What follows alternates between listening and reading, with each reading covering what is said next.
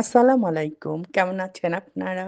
আশা করি ভালো আমাদের বাগানে বা ছাদে যাদের আমের গাছ আছে, এই সময়ে আমাদের আম গাছগুলোতে কিছু গাছগুলোতে আমের মুকুল এসেছে বা আমের মুকুল আসবে সামনে।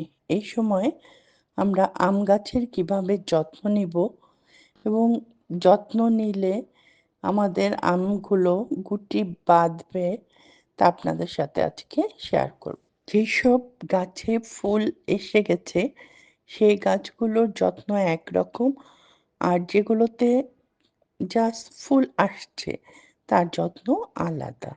যেসব গাছে ফুল এসে গিয়েছে এইসব গাছে আমাদের পানি খুব কম দিতে হবে এবং কোনো রকম ফাঙ্গিসাইড, পেস্টিসাইড দেওয়া যাবে না।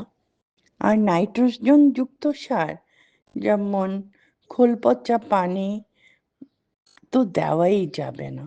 ইউরিয়া সারও দেওয়া যাবে না। আর পানি বুঝে বুঝে দিতে হবে। এই সময় গাছগুলো পানি দিয়ে ভিজিয়ে, যদি গাছ ছোট থাকে পানি দিয়ে গাছগুলো ভিজিয়ে দিতে হবে। যখন ফুলগুলো থেকে ছোট্ট ছোট গুটি বাঁধবে তখন আমরা বোরন সার স্প্রে করতে পারি খুব 15 দিন পর একদিন। সাথে সাথে আরেকটু গুটি বাঁধলে আমরা পিজিআর স্প্রে করতে পারি। আর যেসব গাছে এখনো ফুল ফোটেনি সেসব গাছে 15 দিন পর পর অবশ্যই ফাঙ্গিসাইড স্প্রে করতে হবে, কারণ ছোট ছোট ফুলগুলোতে ফাঙ্গাসের আক্রমণ হয়। আমি যে কাজটা রেগুলার করি সেটা হলো কয়েকটি কলার খোসা আর শুকনো পেঁয়াজের খোসা 4-5 দিন ভিজিয়ে সেই পানিটা 15 দিন পর পর গাছে দিতাম। এতে আমার আম গাছে ফুলে ভরে যায়। আপনারা আমার ভিডিওতেই দেখতে পাচ্ছেন যে আম গাছটি ফুলে ভরে গিয়েছে মাশাআল্লাহ।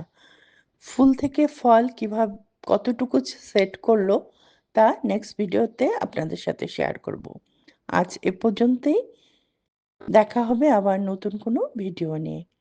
আর ভিডিওটি যদি আপনাদের ভালো লাগে সাবস্ক্রাইব করার অনুরোধ রইল। আল্লাহ হাফেজ।